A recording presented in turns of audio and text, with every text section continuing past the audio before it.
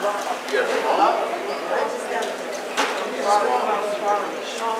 everything but small. Well, Ned, I think it's going to happen.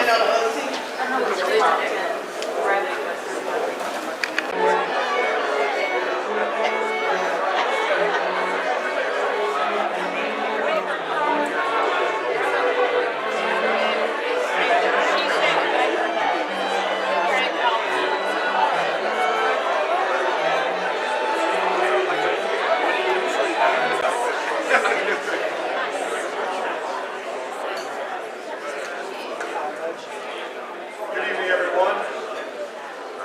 This on? Okay, there we go. Just asking everyone to take a seat as we get started. I've been instructed to inform you that anyone seated within 60 seconds will be entered into a drawing for a free subscription to Mississippi Today. Which is already free, but be seated anyway. Senator Wicker has also told me that if you sit down right now, you'll be part of his next PPP bill earmarks, so good for him. Anyway, good evening to everyone. Thank you for being here. My name is Jack Ryan. I'm the editor of the Enterprise Journal newspaper in Mississippi and this year's president of the Mississippi Press Association. Thanks to all of you for coming out for what will hopefully be a reasonably entertaining evening, but will definitely provide valuable assistance to the Mississippi Press Association Educational Foundation. You will be pleased to know that this event will help us produce the next generation of reporters who will then proceed to annoy many of the elected officials here tonight. So, you're contributing to a reasonably valuable public service. The first order of business is to ask members of the MPA Educational Foundation Board and of the Mississippi Press Association Board to stand and be recognized. If y'all will stand, please.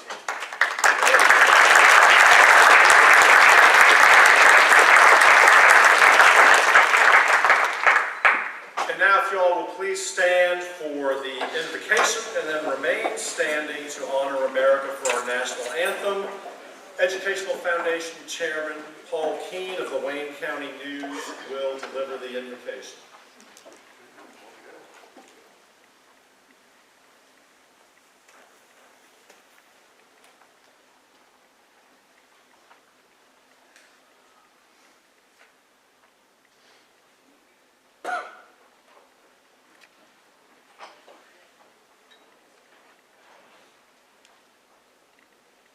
Please pray with me.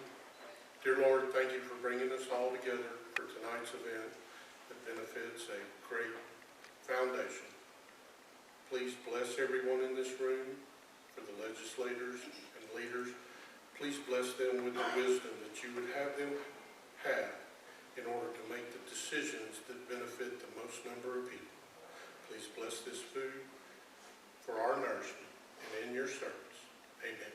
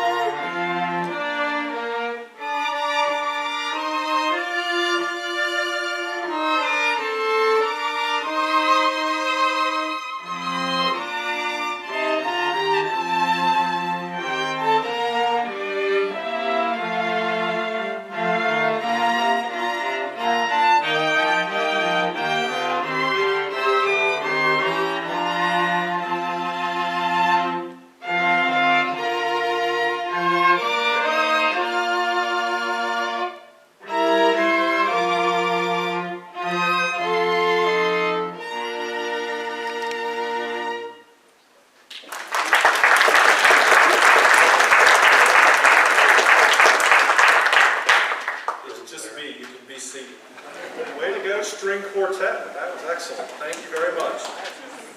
Thanks to all of you again for being here tonight. Dinner will now be served, and after which our program will begin under the guidance of Roastmaster Charlie Mitchell, the Associate Professor at the University of Mississippi School of Journalism and New Media.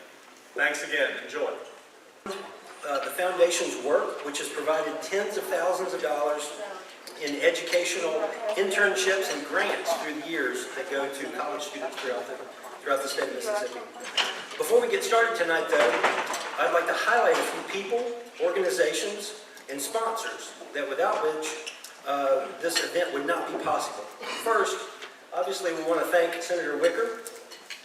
Senator Wicker, who not only serves Mississippi well, but has been a good friend of our organization for many years, and is obviously a good sport for agreeing to come here tonight and be skewered by a few people. So, Senator, your help, yep, you can give him a round of applause.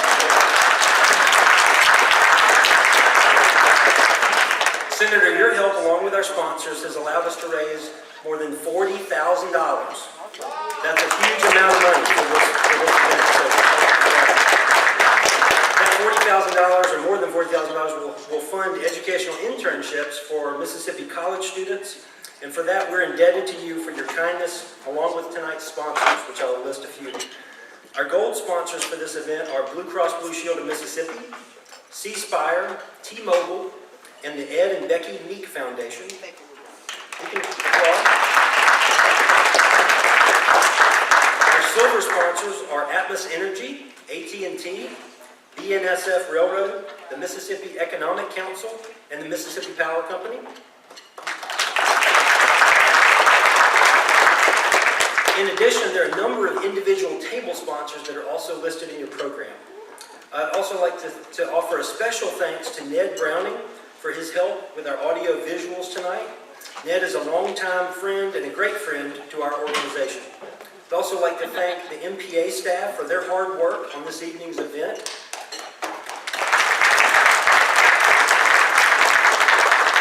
The MPA staff is really the unsung heroes of our organization. They do a lot of work behind the scenes to make all this happen.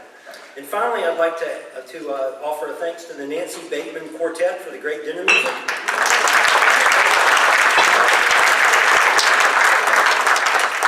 So now let's get on with the show. Our Roastmaster for tonight is Charlie Mitchell. Charlie is the Director of Journalism Studies Program at the University of Mississippi. He's an associate professor, having previously served as an associate dean there. He joined the School of Journalism and New Media in 2010 after 24 years as executive editor of the Vicksburg Post. He's a past president of the Mississippi Press Association and has also served as director and president of the Mississippi Center for Freedom of Information and as the director and president of the Mississippi and Louisiana Associated Press Managing Editors Association, which is a mouthful, Charlie.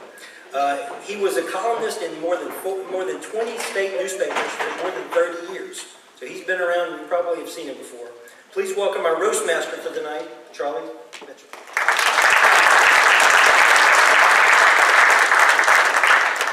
Thank you, Kevin. I always like it when it read just like I wrote it. But that's the end of that.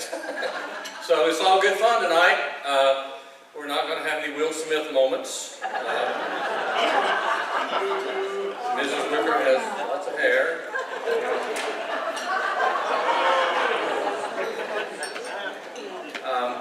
Unlike the rest of us up here, this end is doing better than this end.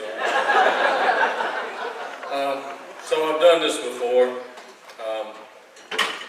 In the long history of the MPA Education Foundation, I've done this before. And I know that in recent years, and probably many of you are recidivists, we're expecting the erudite Marshall Ramsey tonight. But Marshall couldn't make it, and I do appreciate the extension of the invitation from Lane Bruce that began with "We're desperate." Thank you, Lane. And thank you for listing all 27 people who said that they would not do this.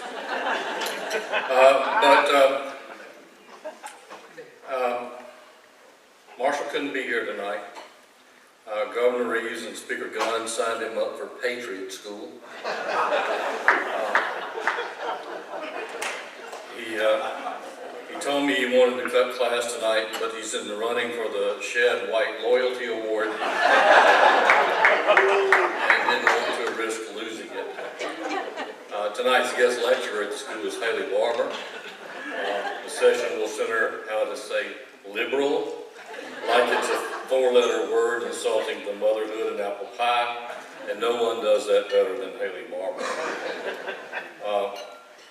If you think you've grown last time, grown again, because for the exam they're going to put Marshall in one chair and Anna Wolf in another chair across from him, and have him say liberal again and again until she flinches. That could take a while. Sid Salter has been roastmaster. He who bleeds maroon and white, whose lovely daughter is a graduate of Ole Miss and got his own start in higher education at the University of Mississippi, something that seems to be missing from his bio, but he's done this. The last time I did it, as I recall, the guest of honor was former Senator Trent Lott, and it was shortly after Lott's Strom Thurmond birthday party comments, and was Senator Lott's first public appearance since his resignation as the majority leader. And of course, the national press wanted to be here. And Lane Bruce, the excellent fundraiser and entrepreneur that he is, informed the national press that all the individual tickets had been sold, but there were tables available. And so, you know, Yankees, you know. So the New York Times bought a table, Washington Post bought a table, CBS bought a table, CNN bought a table. It was a record night for the foundation and a record night for the endowment. And it makes me think that tonight's guest of honor just isn't trying hard enough. David Duke had a birthday party last week and Senator Wicker didn't even go. Thanks a lot. Tonight's order of roasters will be more or less the Honorable Judge or Justice Mike Mills, depending on which court he's in. He was a justice in Mississippi for the United States. He's just a mere judge. The Honorable Senator John Horn, the Honorable Senator Bob Bryan, and the just plain old Sid Salter. To save time, I will not read the formal stuff they sent in for me to read. I'll just tell you what I know. First, Judge Mills, who will have two introductions because he's the only person in the room who with one brief text can have us all put in federal prison. Justice Mills is a person who missed his calling in life. He could have been a journalist. He's a great writer and storyteller and author. But somehow or another, he wound up in private law practice for 15 years, in the legislature for 9 years, as an Associate Justice of the Mississippi Supreme Court for 6 years, and as Chief Judge of the U.S. District Court for the Northern District of Mississippi, where he has been for 20 years. It's just kind of too bad that we don't all get to live our dreams. But research indicates, by the way, that Senator Schumer, Feinstein, and Boxer all voted against the confirmation of Judge Mills for the federal bench. And we take that as, of itself as best evidence that he was well qualified to dispense with justice. Next will be Senator John Horn, whose very simple name has been misspelled by media worldwide, and in a not so small number of playbills and screen credits. If you know Senator Horn, you know that in addition to acting, he's into healthy eating. Cheesecake's still there. Senator Horn, you will note, speaks with calm elegance and is a master of rational expression. But it's almost always, to use the one term I remember from theater class, a soliloquy. Because his fellow senators say they don't know whether he's sincere or just auditioning for his next role. He's here tonight because there's a camera.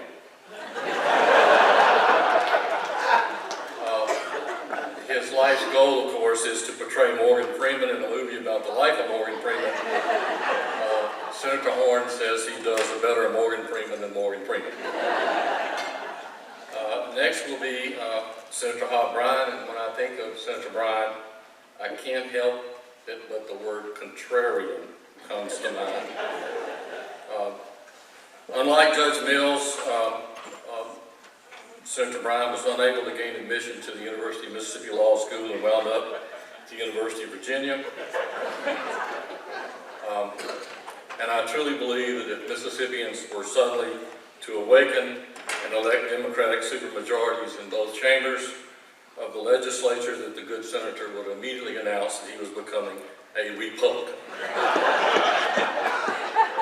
Because when you've been swimming upstream as long as he has, it'll just be a hard break to have it. Batting cleanup will be the Venerable Sid Salter, Esquire. I don't use the baseball reference lightly. Sid told me he's just going to sit over there and keep up with the ball game until it's his turn. His alma maters are battling it out up in Oxford. Sid, as I said, has served as roast master, but he told Lane he just didn't have time to prepare this year, as may become evident.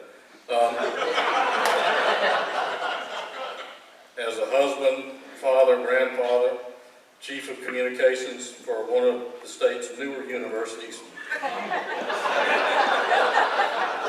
a columnist for generations, his plate is full, or it was, not anymore. John, did John offer you his pie? No. But actually, Sid is a busy person, and all his other duties combined pale in comparison to the time he has to spend on Super Talk trying to acquaint Paul Gallo with the concept that there's more than one side to an issue.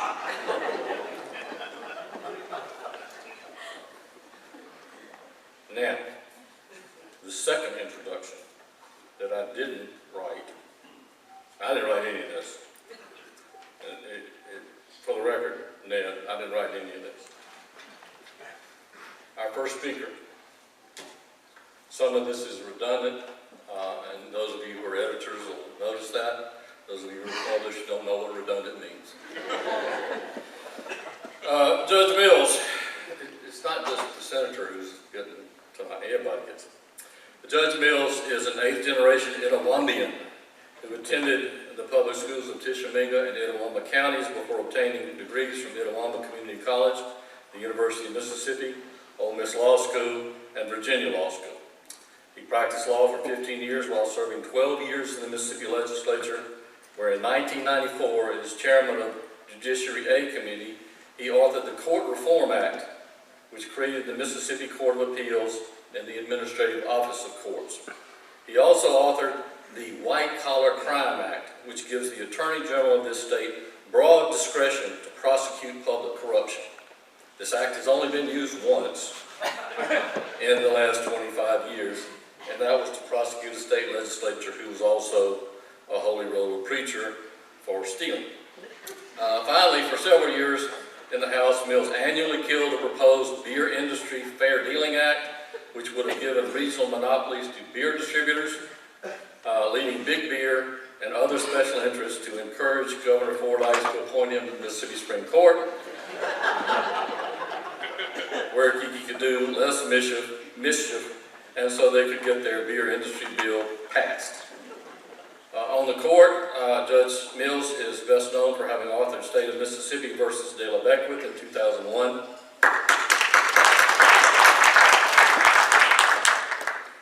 Mills then was selected by President George W. Bush for a position as United States District Judge for the Northern District of Mississippi.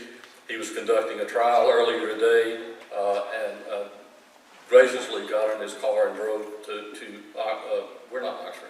Jackson for this event. He's authored several law journal articles, including one entitled Dry September Revisited, which he recommends that you read. And it's in volume 87 of the Mississippi Law Journal 2018. Did y'all write that down? It's worth it. He has also authored a collection of essays and short stories entitled Twice Told Tom Bigby Tales.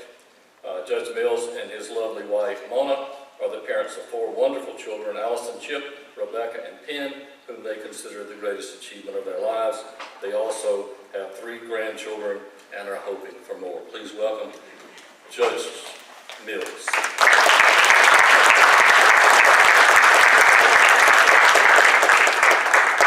Please remain seated. All the lawyers in the room have to stand up. Well, I am delighted to be here, and I don't make many of these anymore, so I'm very grateful to you for inviting me. When I got the phone call from Hayes Dent, he said he was a lobbyist for the Mississippi Press Association. So I'm very concerned about that for 2 reasons.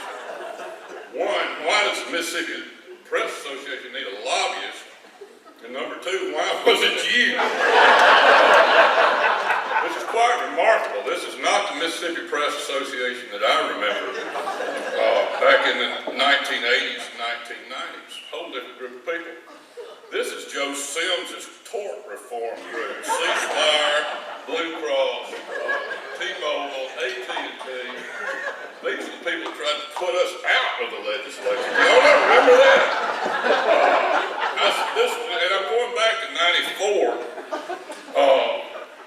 The other thing, and I am really sorry that Marshall Ramsey couldn't be here tonight. I don't feel slighted. I hope it wasn't because of me that he's not here.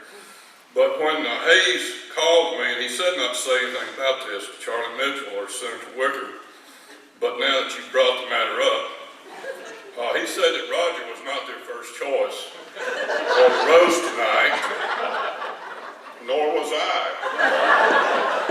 He said they really wanted Phil Bryant and Brett Favre, but they did not wish to show, so here I am. And I've tried to think, I understand, and I will say very seriously a couple things. Fred Wicker is here. Fred, would you stand up?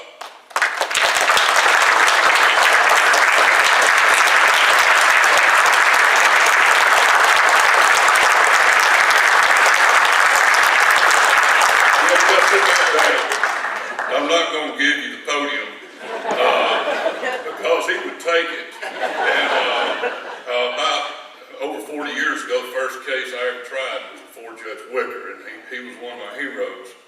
And I'm delighted to see him tonight. As for this table, Gail, I'm especially delighted to see you. What a joy to see you.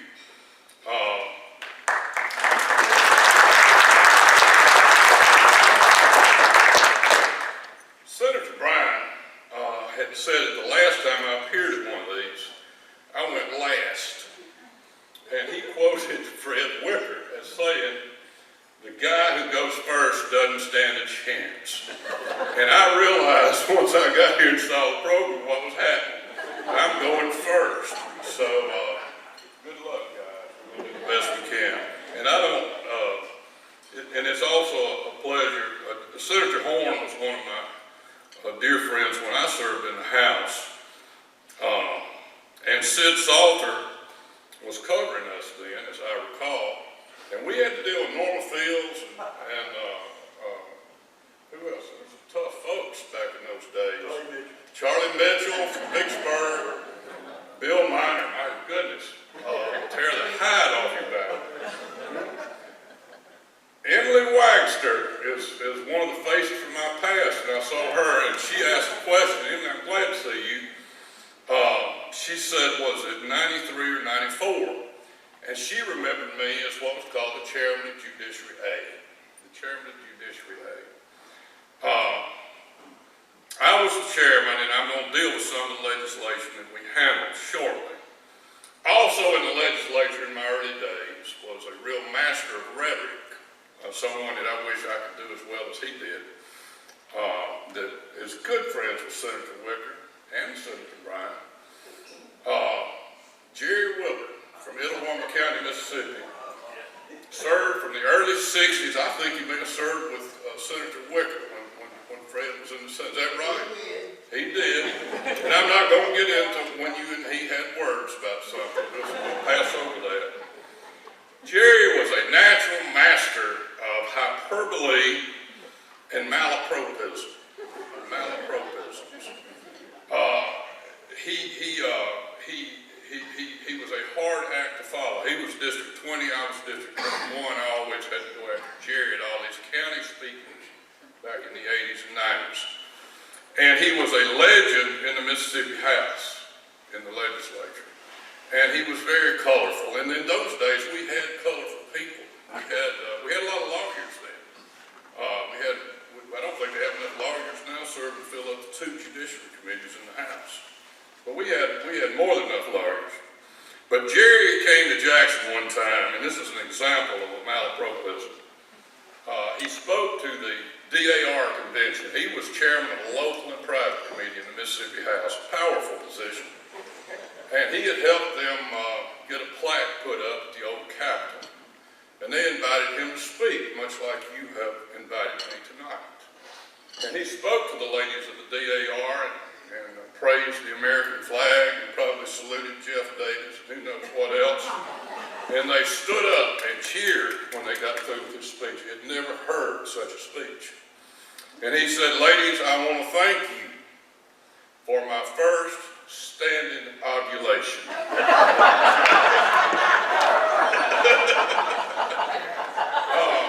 Law and order. Mr. Wilburn was an expert on law and order. He got up and made a speech on the floor of the House one day. They're always trying to put more people into the highway patrol school. Always fighting over how many kids to get in the highway patrol school. And Jerry was always against adding more highway patrolmen. The basis of his speech, he made a flaming speech against, we don't need no more highway control in Mississippi. No more highway control. Bob Anderson. I don't know if anybody here remembers Bob Anderson. Steve, y'all remember Bob Anderson? He was from around the Vicksburg area, wasn't he? Chairman of Agriculture. Where Buddy Newman put me my first 4 years in the House. That's the most prominent committee I held. I was on a seed and feed subcommittee. I was a seed and feed subcommittee because I had voted to change the rules the first day. And Buddy Newman hammered us. I respected him for it. But Bob Anderson he would get sick on deadline night, and they put this tent around him. And he had this stick, and he would push red or green, and he just voted for whatever Buddy Newman wanted. And Jerry Wilburn walked up to me in the back of the house one night and said, Little Mills, see that over there? Yeah. Mr. Anderson said, you stay down here 50 years, smoking, drinking, running around with them women. He said, that Noxema's gonna kill him yet. An example of hyperbole. Steve Holland was on TV one night in Tupelo, and Steve had gotten real big. He was a presence. His girth couldn't keep up with his ego at times. But he was making a speech on Channel 9, and Jerry Wilburn told me he had seen it. And he said, Lord God, that boy's got so big I had to push 2 TVs together to get him all on the screen. We got into Myrex battle with Jim Buck Ross sitting up in the gallery. And you remember the Myrex was killing all the eagles. They were putting it out to kill fire ants, but it was actually killing all the birds. All the birds in Mississippi were dying. But Jim Buck did not believe that, and he was on the side of the farmers. Steve, do you remember the Myrex battle? Had a plant. I think Mississippi got in the business of making Myrex. Jerry Wilburn got up there and opposed that bill, which was you just did not oppose Jim Buck Ross. He said what we needed to do was line up all of Jim Buck's employees at the Tennessee line and let them come south stomping the fire ants out. He got a rousing ovation for his inauguration for his speech. And then there are always these chickens who stand up and say, call for a roll call. Then you got to go on the board with Jim and Buck Ross sitting up there, so there was 7 of us voted for the amendment and 115 against. And Jerry Wilburn looked around and said, now, I know how General Cluster felt when he looked up and seen all them Indians. Well, one morning, I was chairman of judiciary. Joe Sims was down there aggravating me every day trying to pass tort reform, different people trying to do different things. And Senator Horn and Bob Bryan came to see me and said, we need to talk to you. I said, what is it about? He said, well, you know, Roger would like to run for Congress. I said, well, I think he'd make a fine congressman. And said, you know, he's teaching Sunday school at the Baptist church. I said, well, he's a good man. I'm glad he does. He said, well, there's some legislation we'd like you to handle. I said, what is that? It is the Beer Industry Fair Dealing and Integrity Act of 1994. Now, this is on the books, folks. Y'all can go check this out. The Beer Industry Fair Dealing and Integrity Act. And there were a lot of beer distributors in Tupelo. And Senator Wicker, State Senator Wicker, at the time was having to walk that fine line, you know, between practical politics, faith, and be authentic at the same time. And those people have a lot of donations they're going to make, and they're going to have a real interest in the congressional race coming up. And Senator Bryan and Senator Horn thought that someone needed to take care of that in the House. And of course, it had come to my committee, Judiciary A, an expert on beer industry, fair dealing, and integrity. Now, in my defense, I did not drink beer. I quit drinking beer when I got elected to the legislature. Started drinking whiskey. I had no conflict. And I told them I would see what I could do. Sign it to a favorable subcommittee, let them bring it out. They had passed it by voice vote in the Senate, so there was no record. But on the House, you know how it is. So Roger would come over occasionally and ask how is our integrity legislation doing. I said, well, it's going to make it out of subcommittee, I think. Getting closer and closer to the deadlines. And I came out one day, and then we had, I don't know if they still have telephones just off the floor of the house. There were like 7 telephones there, and pages would bring you these little pink slips. Call so-and-so, call so-and-so. You go right into the phone, have to stand in line to use the phone sometimes. And I looked, and half the Judiciary Committee was standing at the phones. All the people, all my buddies were standing there, and they got these pink slips. And I said, what's the problem? And they told us that we can't bring that bill out. Can't bring that bill out. So when Senator Wicker came to see me on deadline night to check on the bill, I said, I'm sorry. I said, we've run into some trouble with the Beer Industry Fair Dealing and Integrity Act.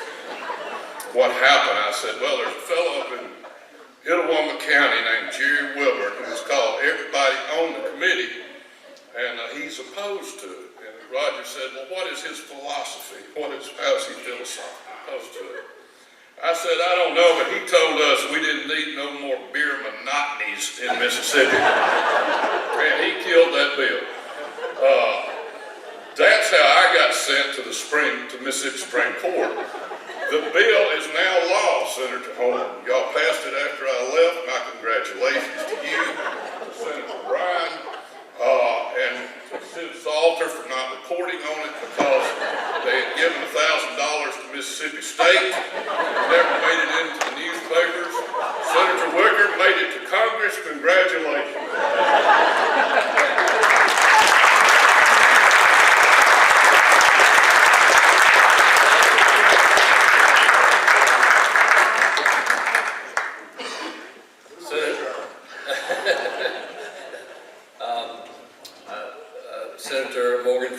Senator John Horn.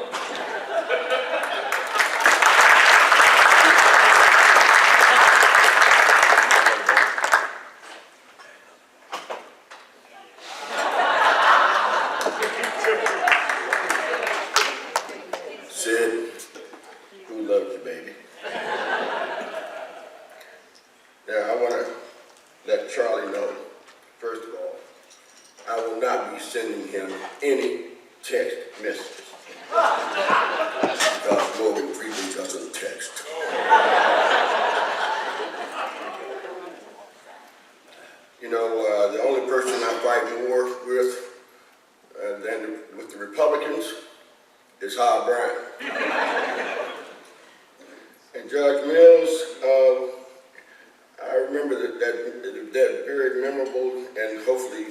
recorded night, we took an ill-fated trip where we commandeered the MDA special van for VIPs, got us to Highway Patrolman, and made our way for an inaugural excursion down to the House of Blues. We had Mark Gallagher with us. We had Billy Bowles with us. We had Billy Hughes with us. And we had this representative whose name I can't remember, but who sold dentures out of the trunk of his car. We had a memorable time there, and even met a guy named Senator Jones, we went down to see Cadillac George Harris from Jackson, Mississippi. And Cadillac had a manager, and we somehow wangled our way backstage to see Cadillac George. And this guy comes in there blustering, "Who the heck are you? Get the heck out of here! Get out! Get out! Get out!" I said, "Well, who the heck are you?" "I'm Senator Jones." I said, "Senator Jones? Well, I'm Senator Horn, that's Senator Hughes, that's Representative Miller, that's Representative Garrett. How the heck, you're not a senator in Mississippi, where are you from?" He said, "That's my first name." Well, you know, I had only a small amount of time to spend with Roger Wicker when we were in the state senate. We served 2 years together before Roger went into obscurity and just kind of fell off the map. I don't know what happened to him. I haven't figured that out. But when he was there, you could fit all of the Republicans. Judge Miller, you talked about the phone booths. We had 3 phone booths, I think, in the Senate, and you could fit the Republicans in phone booth number 2. And now there are so few Democrats, we don't know where we fit. But Roger, early on in his life, you wouldn't believe this, but he couldn't figure out what he wanted to do. Nobody could talk to him and say, "Let me give you some encouragement to do this, that, or the other." So his father decided he had figured it out. He said, "I know what, I'm going to call him into the parlor. I'm going to lay a $100 bill right over here. Then I'm going to put a bottle of whiskey on the other side. And at the end of the table, I'm going to put a Bible." And somebody asked him, "Well, what are you going to do about that? Why is that?" He said, "Well, if he comes in and he picks up the $100 bill, I know he's going to be a banker. And if he instead picks up the bottle of whiskey, he's going to be a gadabout. And if he picks up the Bible, he's going to be a preacher." So Roger comes into the room, surveys the room, goes around to the left side, picks up the $100 bill, puts it in his pocket, gets the bottle of whiskey, puts it under his left arm, gets the Bible, puts it on his right arm and starts spouting verses. His father looked at him and said, "Oh my God, he's going to be a politician." So, Roger, you know, worked for Trent in his early days in Washington. But he really wanted to be like Thad, because Thad had that courtly, gentlemanly look. He really looked the part of a senator with all the trappings. A Southern patrician wearing a white seersucker suit, thin physique, shock of white hair, great smile, and tall with an air of authority. Well, 4 out of 5 ain't bad. Now, you know, Roger is really known for a lot of great pieces of legislation. He is a great writer of legislation. His work on commerce and on broadband initiatives is well known. But one of his more ignominious actions occurred on March of 2017, when he co-sponsored the Israeli Anti-Boycott Act, which would have made it a federal crime for Americans to encourage or participate in boycotts against Israel or Israeli settlements in the West Bank if protesting actions by the Israeli government. Benjamin Netanyahu called Roger, advising him to forget about the bill and telling him, Roger, I appreciate your sentiment, but it didn't work in Mississippi. So what makes you think it will work on the West Bank? Now, you know, something really sensitive happened with Roger. Y'all remember those ricin scares that came out? It's a horrible situation where this guy was sending ricin in the mail. And he targeted people. And Roger was one of the folks who got targeted. It changed his life. He quit eating gumbo. He quit eating shrimp etouffee. He quit eating red beans. And finally somebody said to him, Roger, you know, ricin is not made from rice. He said, well, that may be well and true, but I'm not taking any chances. Now, further on with that guy, he really got under Roger's skin when Roger learned that he tried to frame an Elvis impersonator and had been convicted of fondling little girls in his karate studio. Now, a guy targeting Judge Sadie Holland might be justified, because any woman who brought Steve Holland into the world has got to expect to come up at some point in her life. But what really got Roger going was that the terrorist had also targeted Barack Obama. Roger, he was stunned. This guy's nuts. You gotta pick a side, one or the other. You can't do both. That's like wanting to take out Richard Nixon and Bella Abzug. It's like wanting to take out Bill Clinton and Pat Robinson. It's like wanting to take out Donald Trump and Kanye West. Well, I think I might understand that. The perpetrator undoubtedly had mental illness. He had mental health issues. But Roger didn't care. He said, I want his ass in jail. In fact, Roger was so incensed that he even brought back earmarks in order to provide some extra funding to turn the once minimum security prison where the guy had been sent into a second coming of Alcatraz.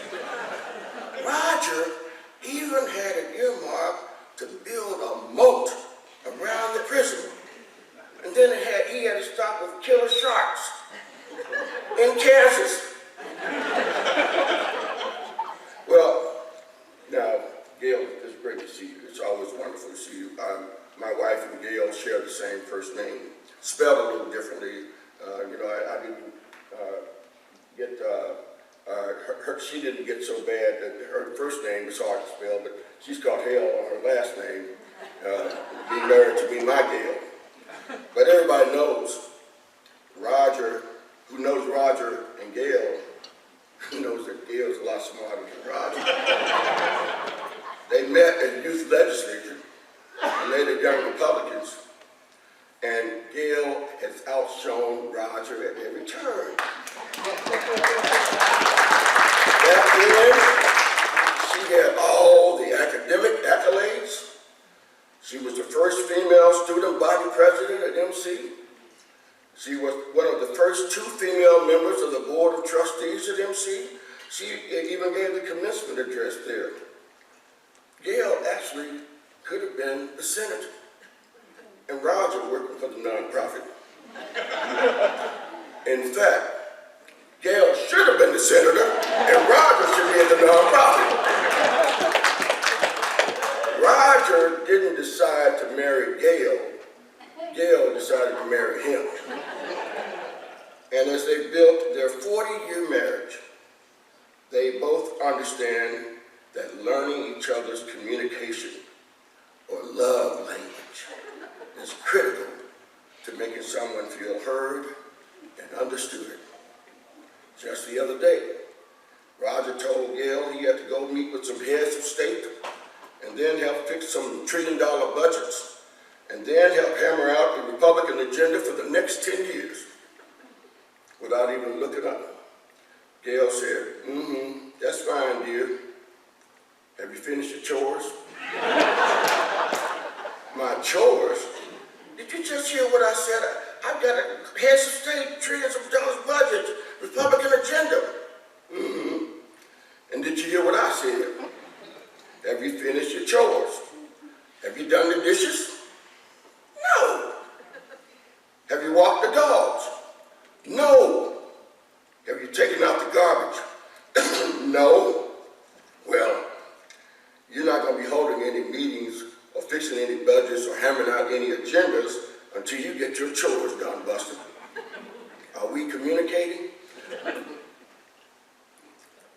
Yes, dear. And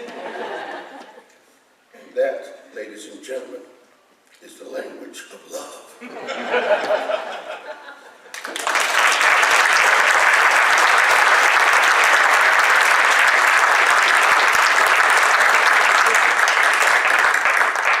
She had said I could have some of the pie you gave her. We need it. You can look at it.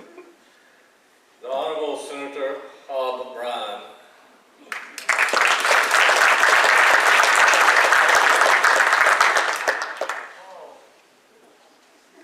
I did not say hold your applause.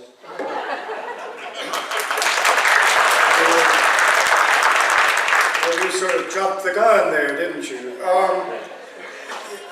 It's hard to resist being invited to speak to the Mississippi Press Association Educational Foundation. I've been trying to educate the press for going on 40 years now. I shouldn't have said that, because it's not good to pick a fight with folks who, as they say, eat by the barrel and newsprint by the boxcar load. And in all seriousness, sadly, we're not buying that much print and that many rolls of newspaper and ink anymore. And I want to commend everyone here who's trying to maintain a free press in this state.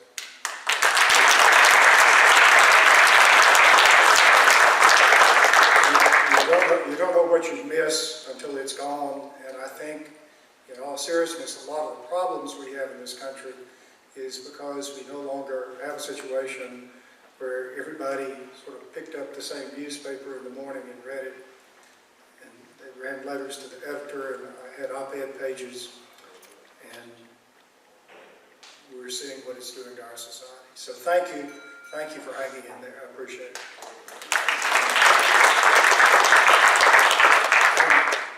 I'm sort of fortunate where I live. I get the commercial dispatch. It comes in the mailbox. I didn't deliver it, but it's a fine local paper. I've got good county paper, the Monroe County Journal. I've got 2 good television stations, Channel 4 in Columbus, Channel 9 in Tupelo. They're no longer owned locally, but they still do have some reporters who know how to get from one place to another within the city-grade signal without having to have a GPS. And they run actual news departments, so that's fortunate. But I'm telling you, there are sessions of the state Senate when there's not a reporter present in the chamber, and that's not good.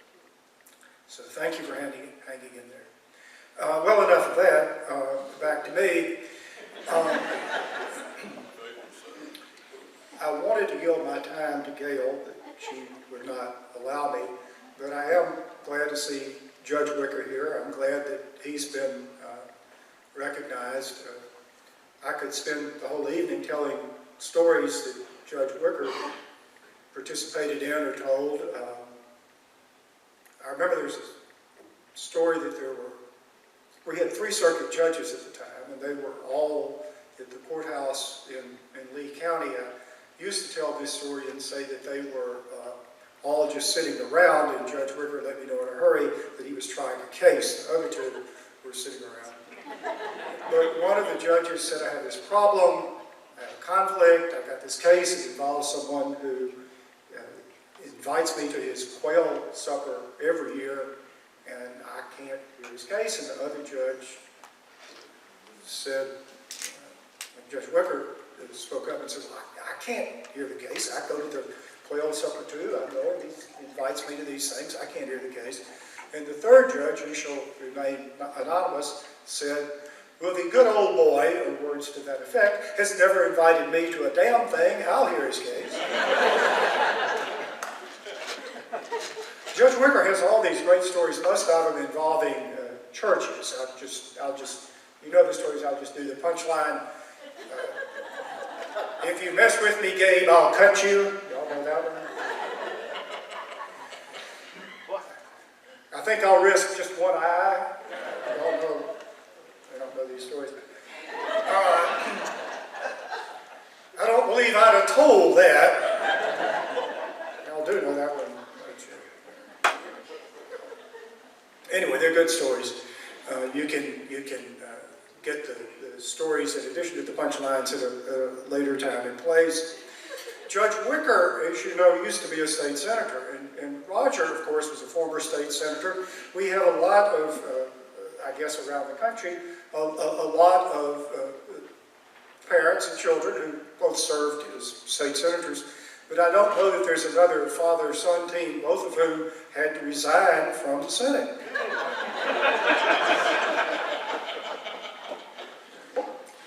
Judge Wicker, of course, had to resign when he became a judge, and Roger had to resign when he became a congressman. And I was thinking about what I said. I thought I'd talk about the time around Roger's resignation.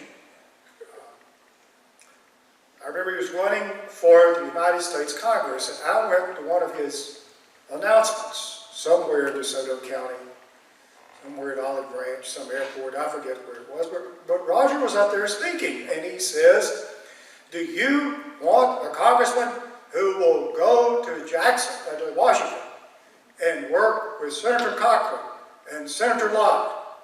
Or do you want a congressman who will go to Washington and work with Teddy Kennedy and whoever else the scary person of that moment was? And I'm still waiting for a show of hands. I thought we were getting ready to vote. I was going to vote for Teddy. Once again, I think I was out of step with the crowd. Roger got elected, and I actually went to visit him, and I got to go eat in the House dining room there. And I looked over, and there was Barney Frank. I thought I'd like to meet him. And I'll just say this. There is on YouTube a tape of Barney Frank presiding over the House with some poor soul from North Carolina. You know, the North Carolina crowd sent some interesting people to the House. They had sent some poor soul to the House who was trying to make a parliamentary inquiry. And Barney Frank was presiding, was having none of it, and the poor soul never did get to make his parliamentary inquiry. It's on YouTube, worth having. But at any rate, I saw Barney Frank. I said, Roger, I'd like to know. Roger calls him over and introduces us. And so he visited for a moment. I said, well, Congressman, it's good to meet you, and I want you to know that Roger has promised me that if he ever votes right on anything, he will call and let me know. And so would you please keep an eye out if that happens, remind him. And so Congressman Frank said, well, it was a pleasure meeting you, but I wouldn't expect a phone call.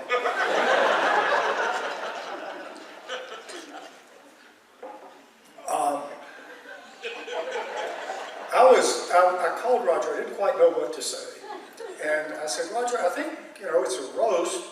We're supposed to say things about you that are embarrassing, and I've got lots of stories. I just don't know that any of them are particularly embarrassing. He said, oh, that's okay. Just so you tell stories. It's okay if they're flattering. That's what you're getting here. Once upon a time,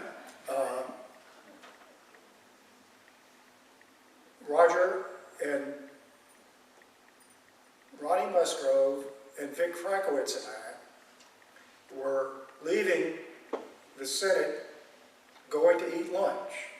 And we were walking, headed south, going down to eat lunch. And there had been some vote on a gambling issue. And Jack Gordon voted against gambling. And Vic Frankowitz, newly elected, in all sincerity, said, I didn't know Jack Gordon had any morals. And Roger and Ronnie and I, in unison, as though it was in a movie or something, in unison said, Jack Gordon does not have any morals. Jack Gordon's mama has morals.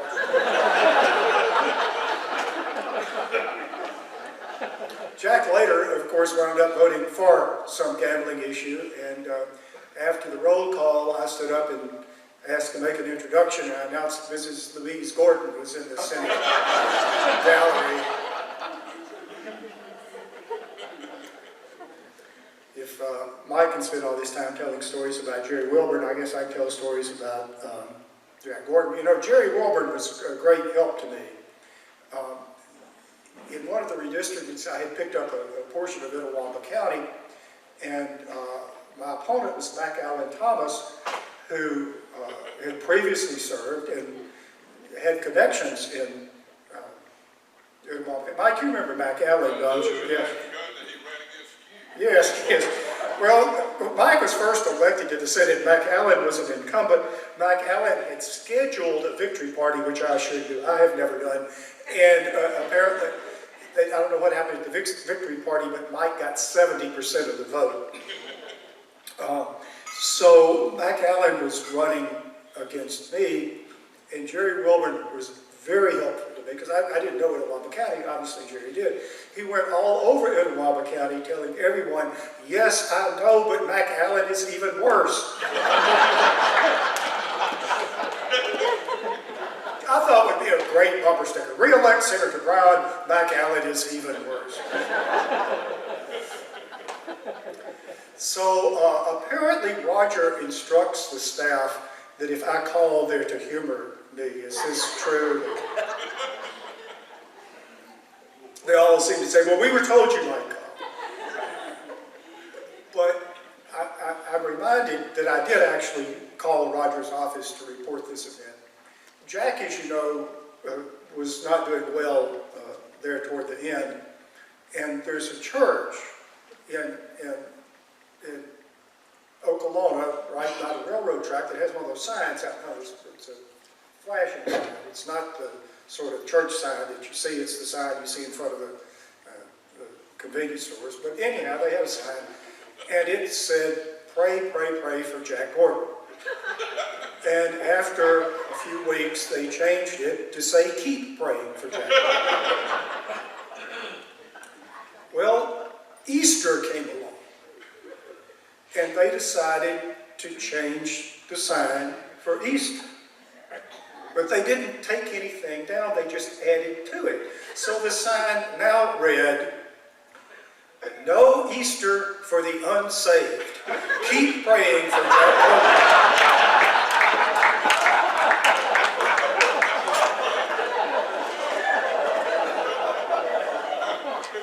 And I'm told that a staffer, I called up to report this, and to tell Roger, and so that the staffer sort of didn't quite know how to handle this. And Roger, what did he say? He said, there's a sign that says.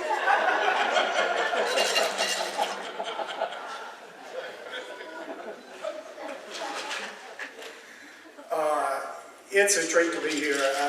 I've told the stories that I know to tell, and any other stories that I would tell, I'm afraid might not put Roger in a good light in being aware that he is a United States Senator.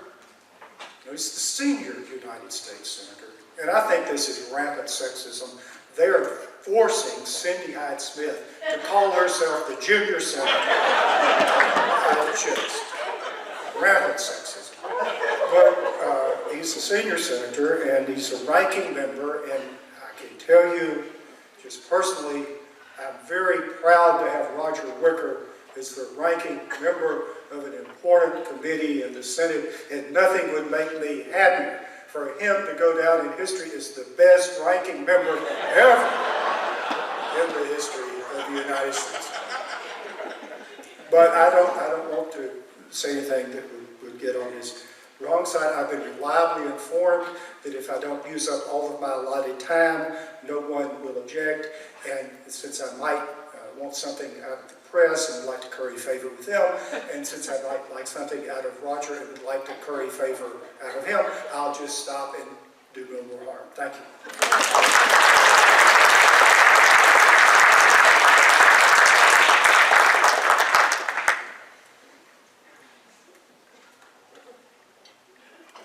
Thank you, that was gentle.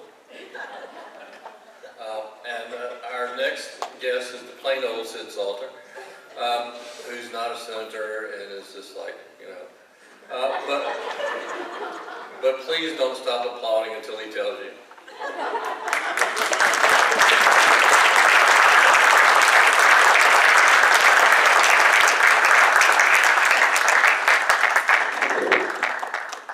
It's a hell of a note that the best storyteller in the room is seated right over there and is not coming to the podium. I'd rather hear Judge Wicker speak than anybody in the room.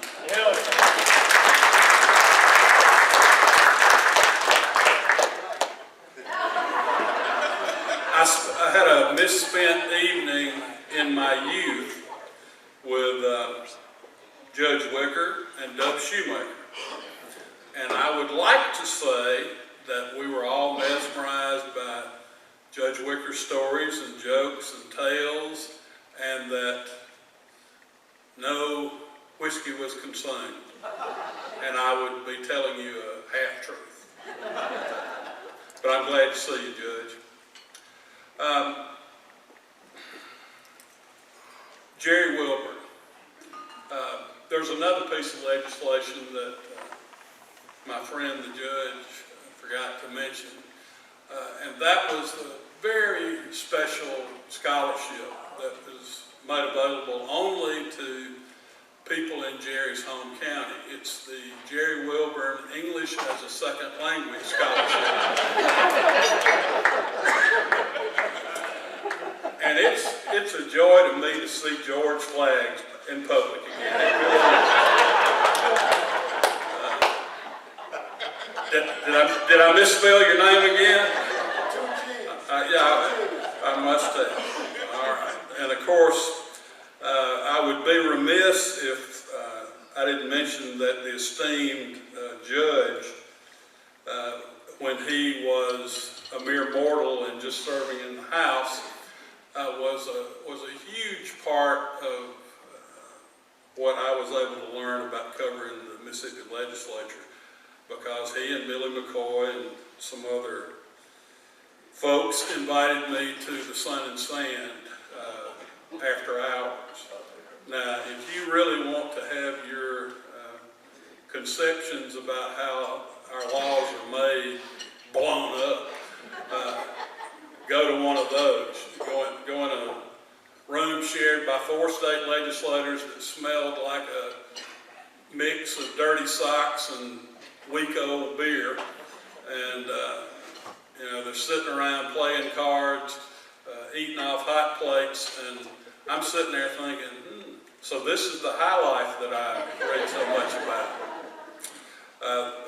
There's some more to that story, but I think I'll keep that to myself, Judge. You think that would be advisable? I think under the circumstances, yes. Well, I've known Roger Wicker. Yes. I've known Roger Wicker back to the days when he had dark hair and I had some hair.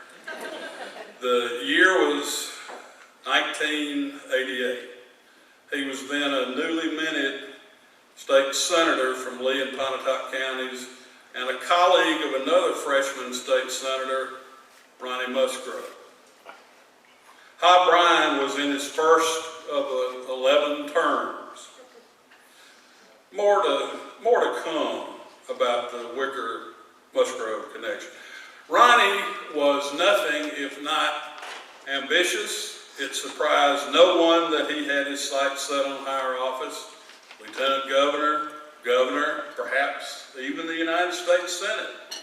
But Roger was more laid back. He seemed happy just to have a chance to serve his Tupelo and Pontotoc constituents. He liked to get home as often as possible and take his place in the First Baptist Church choir.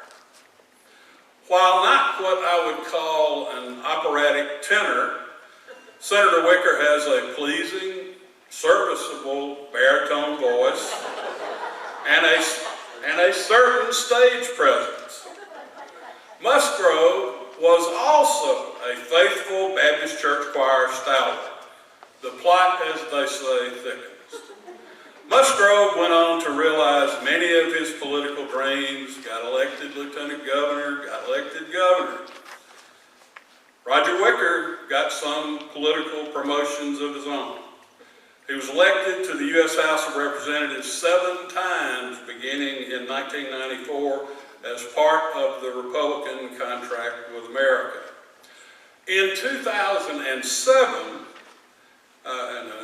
straight out of your bio, he was appointed to the U.S. Senate by then Governor Haley Barbour. He served as interim senator until a special election in November 2008, a contest between him and his old state Senate colleague, Ronnie Musgrove. Now that the stage is set, let me return to my central premise, which is politicians in general and senators in particular should never, ever, ever sing on stage. Such performances are, in most cases, the road to political perdition and never end well, do they? Why? Well, there's the simple truth that most politicians both cannot sing and are blissfully unaware that they cannot sing. Let me illustrate that point with Exhibit A and a performance by the late U.S. Senator Ted Kennedy. Vocal lessons, so vocalizing and study the art of the vocal. So we thought it might be a good opportunity to make your Symphony Hall debut tonight. Singing. To help you out, we've invited a fantastic quartet, the Overdrive. Welcome to the stage. Overdrive.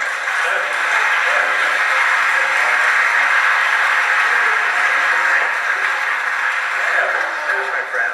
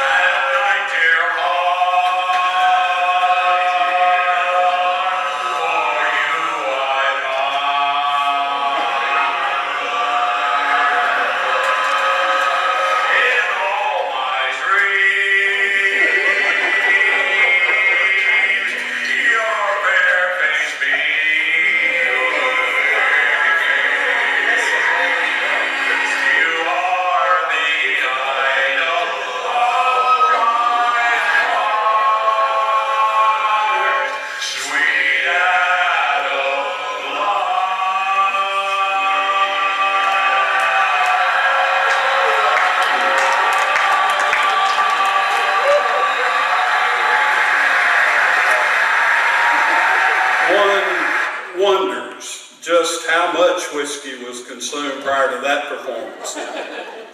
I'd like to rest my case, but decorum demands that I make this argument from a bipartisan standpoint. Consider the case of the so-called singing senators, of which our own venerable former U.S. Senator Trent Lott was a featured member. And let's be fair, Trent can sing.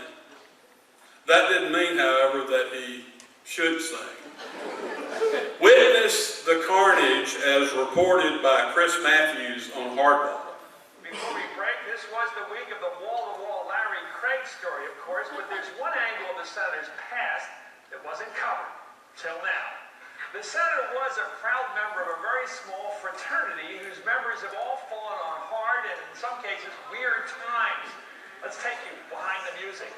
The Singing Senators was a quartet formed back in the 90s by 4 Republicans who loved belting out patriotic songs and some country western. Listen to Trent Lott, Larry Craig, John Ashcroft, and Jim Jeffers on The Today Show. My heart's on fire till I run.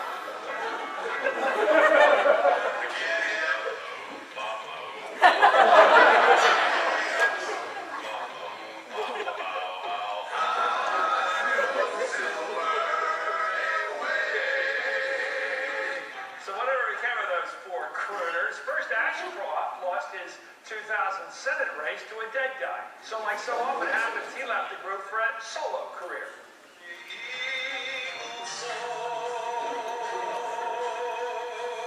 Like she's never soared before from Rocky Coast. It's pretty good. Anyway, another one of the Fab Four played turncoat. Jim Jeffers quit not just the group, but the party. And then there's Trent Lott, who lost his Republican leader job after this excess of kindness to Strom Thurmond. When Strom Thurmond ran for president, we voted for him. We're proud of it. And if the rest of the country had followed our lead, we wouldn't have had all these problems over all these years either. And finally this week, the last shoe dropped. Larry Craig. I did nothing wrong at the Minneapolis airport. Oh, Howard, the wedding bells are breaking up that old gang of mine. That was some terrific music there. I don't think we're going to hear any part of that group at the Republican convention, which, by the way, in one of the ironies of all time, is in Minneapolis. That train wreck brings us to 2008. Wicker and Musgrove are locked in a tough campaign for the U.S. Senate seat that Wicker had occupied for less than a year. Both parties, Steve Guyton, would you shut up?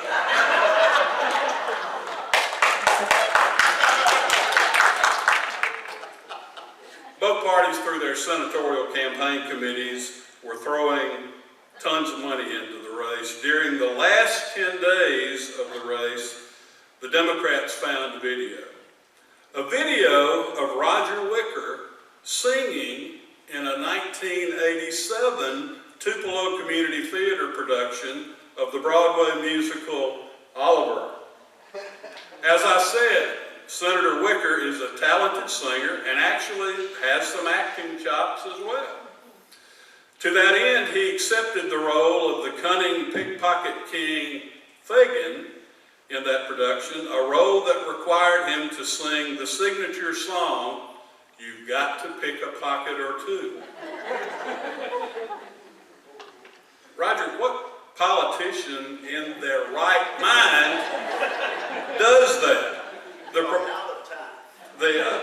The performance literally wrote the script for a Democratic attack ad that savaged Roger as he sang and danced in the background. Never was the W.C. Fields adage about not working with children and dogs more demonstrably true.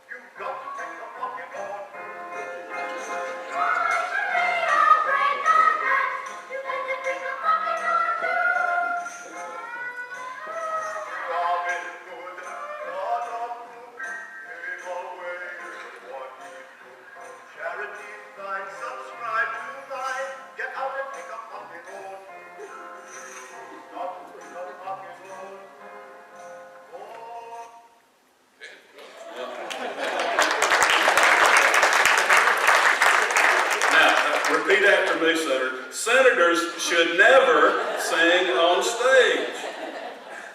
Well, there is some advantage to being older because you get a chance to remember things. Not to be outdone, the RNC came out with a spot in the final week linking Ronnie Musgrove to, among other things, the pro-abortion lobby, Hillary Clinton, I kid you not, the Village People, and the beef plant. Wicker won the special election by 10 percentage points, and the rest is history. There are two notable exceptions to the politicians should never sing in public rule, one from a Republican and one from a Democrat. President Ronald Reagan once sang the Eureka College alma mater on stage and remembered all the words without a teleprompter. Is that tough enough? And President Barack Obama sang half a line of Al Green's Let's Stay Together on stage at Harlem's Apollo Theater and managed to look cool and sound cool doing it. So, Senator, thanks for your contributions to public policy in this state, and thanks for supporting scholarships and internships for budding Mississippi journalists. And if you decide to engage in musical theater performance ever again, please let me know.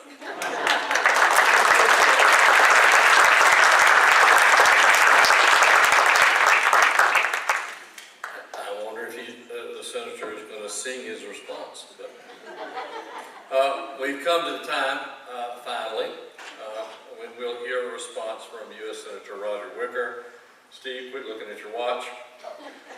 Who has kindly agreed to sacrifice his pride in the name of training better journalists for the future, something he has declared a national emergency. As others have noted, there are several Wickers here. The most notable Wicker in the room is Judge Fred Wicker, much admired, a true, great, and wise person, probably one of the finest people ever to call Mississippi home. And I was fortunate a few years ago to spend some time with him in Pontotoc. As we talked, it occurred to me that I should say something nice about his progeny. So I went with something about apples not falling far from the tree. And Judge Wicker paused. He looked away. His expression was suddenly overtaken by one of those 1,000-mile stares. Yes, he said, but here in Pontotoc County, we have hills.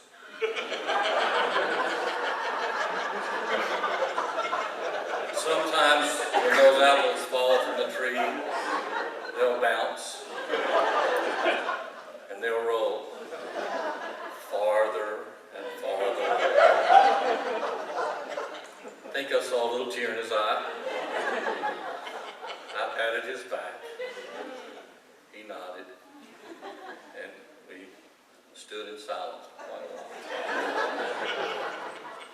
Ladies and gentlemen, the one and only vocalist, Senator Roger Wicker.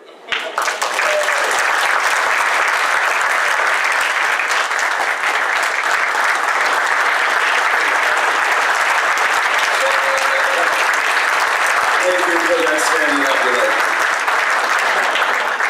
We are unfortunately out of time. Charlie Mitchell has forgotten a lot of things. He's kin to a lot of people in Pontotoc County, except he just couldn't remember. So I went over and asked my daddy before we began, and yes, indeed, you are kin to Bird Malden. His wife, Peggy Malden, was Peggy Mitchell, and her daddy was who? Did you say Avis Mitchell? Al. So Alvis Mitchell. There you go. Listen, Charlie, get with Daddy after we get finished here, and within 5 minutes, you and I will be cousins. I should have asked this earlier. All this is off the record, right? Oh, okay. Oh, is that thing working? Okay. Look, I got to thank myself. Michelle, Ryan, Teresa, Brad, Michael, Mary Alice, Miles, and of course Steve Guyton. After we adjourn, yes. For all you members of the press, after we adjourn, the staff will be right back here to talk to you and walk back anything that I may have said, clarify anything that needs correcting. And Hob, this is to you. Some of the finest iced tea. And yes, Charlie, I was talking to my friend Chris Rock the other day. And what he told me was just stay away from G.I. Jane jokes. They weren't going over these days. I was highly reluctant to accept this assignment tonight. I mean, I'm willing to do it, but I just had my doubts. Would anybody show up? Would anybody be funny? Would there be others who were better? And I was brought to mind of an incident that occurred to me in a barbershop shortly after Gail and I moved back to Tupelo. Actually, I didn't move back to Tupelo. I'm from Pontotoc, but I married a city girl. I was in the Air Force. I worked for Trent for 2 years, and we moved to Tupelo. At the time, the First Baptist Church had elected me deacon, and we were engaged in the family ministry plan. So each deacon had several families to go and talk to and minister to and be there for on behalf of the church. And I'm sure they elected me because I was married to little Gail. But at any rate, I was a new deacon, and one of my deacon families was General Sam Long, venerable lawyer in Tupelo. And so he was a widower at the time, and I needed to go by and see him, and I just didn't get around to it until one day at the barber shop. Now, I went at that point to the modern barber shop. It was anything but modern, but you know the old barbershop thing. And, 3 chairs, bunch of seats around, you just waited your turn, you didn't make an appointment. And I walked in, and there was Sam Long getting his hair cut. And I decided this would be a good time to introduce myself and explain to him that I was his deacon. And he was getting out of the chair. His elderly sister, Olivia Napoli, was helping him out of the chair. And I went up to him, stuck my hand out, grabbed his hand and said, Mr. Sam, I'm Roger Wicker, and I was about to say, I'm your deacon, I want to be there for you, I need to come by and see you. But I got as far as, Mr. Sam, I'm Roger Wicker, and I didn't realize how hard of hearing he was. He said, who? And I said, I'm Roger Wicker. Who? Well, this was one of those rainy days when everybody had come in to the barber shop. And so I had an audience, and I just wished that I hadn't brought it up at that particular point. But his sister was there, and she could hear a little better, and she was trying to help him. She called him brother. She said, brother, this is Roger Wicker. Who? Roger Wicker. And he finally said, well, what of it? So, at any rate, Roger Wicker's being roasted tonight. And what of it? But I am here with some well-wishers on the program and friends of long standing. Really, I've known these people a long time. I knew Hob Bryan when he was a Republican.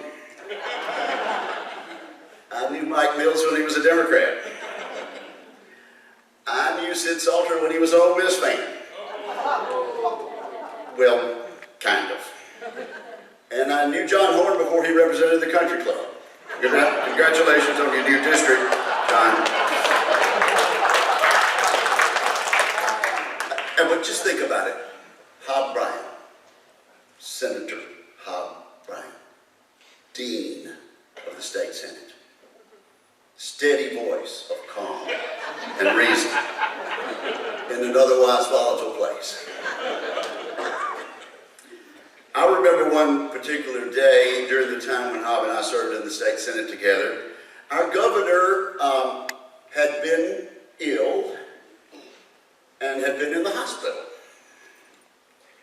And on one morning, the headline on the front page of the Clarion Ledger said, "Fordyce stable after surgery."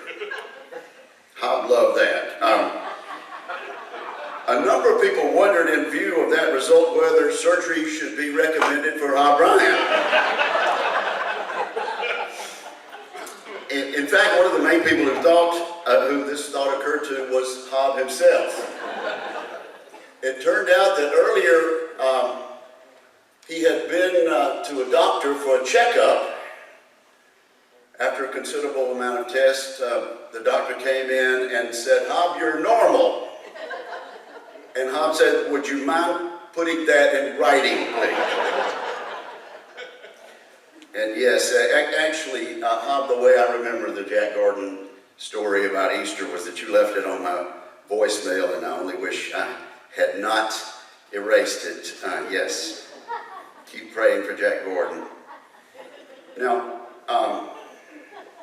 Mike Mills, talented, articulate legislator, clearly with a future in public service, junior to me in age, but senior in years of service, representing adjoining counties in the legislature, Lee, he, Monroe, and as he used to say, the English-speaking portion of Etowah County. Jerry Wilburn representing the other half. Were Mike Mills and I on a collision course for advancement politically? What was an ambitious Roger Wicker to do? Especially after Mike switched to the Republicans. The answer was pretty simple. Persuade Mike Mills that his future was on the bench.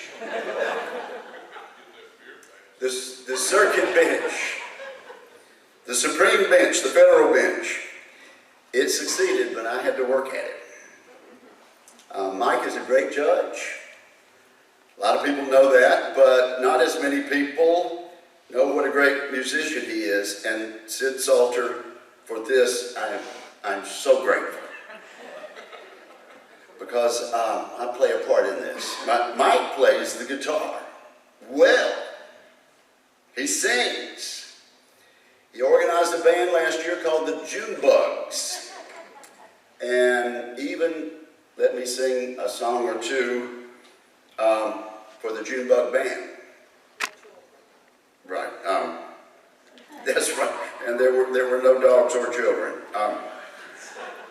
And on the occasion that we sang at Ground Zero, Morgan Freeman sang the whole song, "Let's Stay Together." And I backed him up. You were mighty good.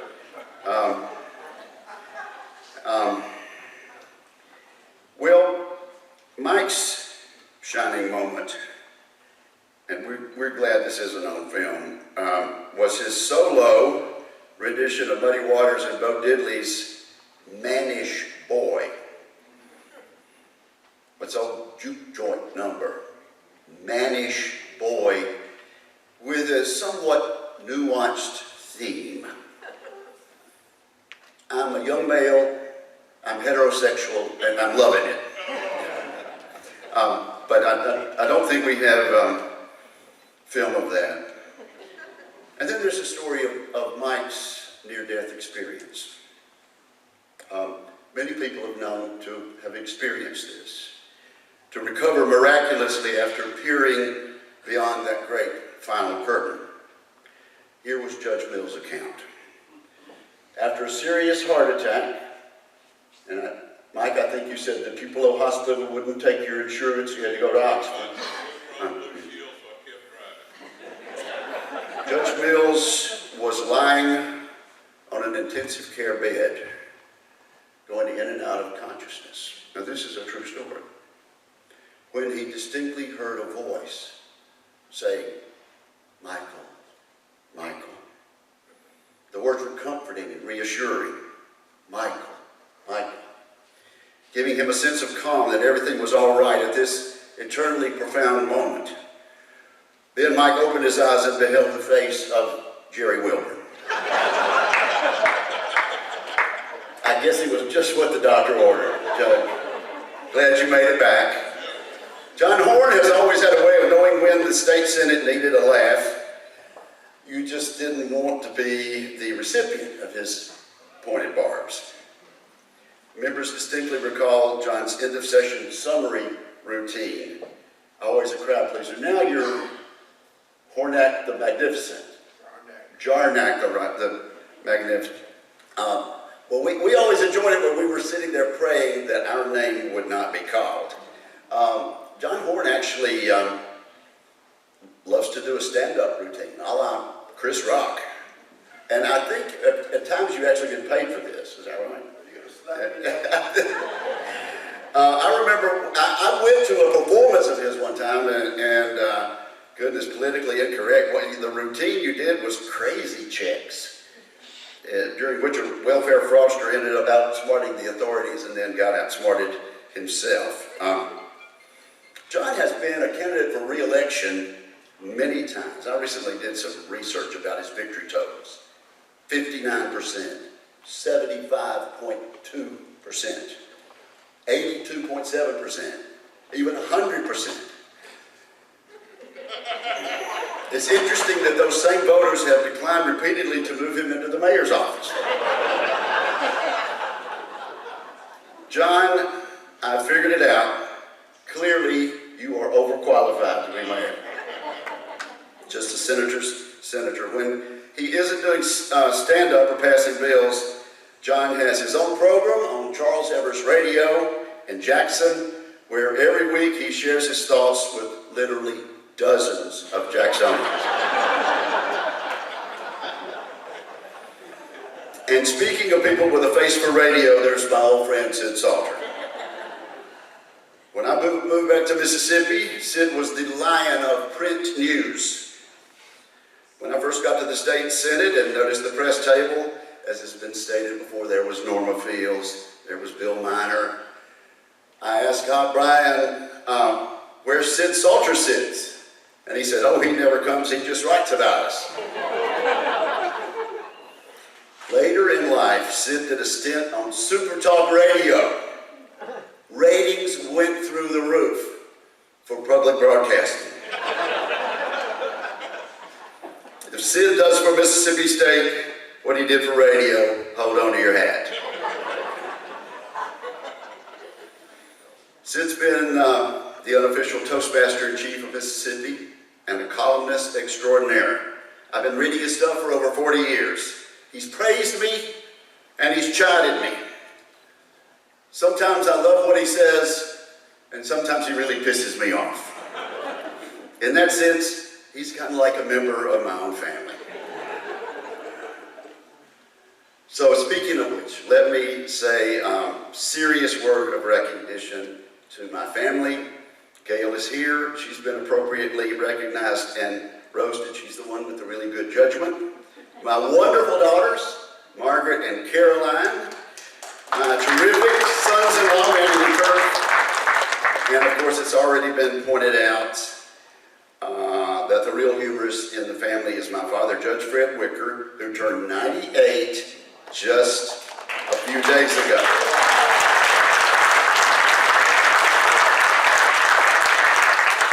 Senator Horn, he has a gig at lunch tomorrow at a civic club. It's already sold out, so forget about trying to come in and horn in on that. Thank you all. Appreciate it. I'm very, very grateful.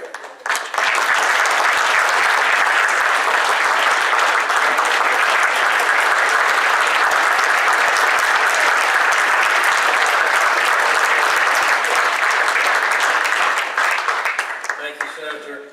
We'll now hear from Joel McNeese, past president of the Press Association. Thank you, Charlie. It is my honor to close our festivities tonight. Let me again repeat, thank you to all of you for being here tonight. Thank you to all our panelists up here, our roasters, for having a wonderful night, for helping generate all of these proceeds that are going to the Mississippi Education Foundation. The award that we present every year at this event is named for my late great father-in-law, S.G.L. Denley, who mentored thousands of journalists across Mississippi. And so it is my honor tonight to close our festivities by presenting this to Senator Wicker, the S.G.L. Denley Memorial Journalism Education Award. And we thank you very much for putting up with our fun tonight. So thank you, Senator Wicker.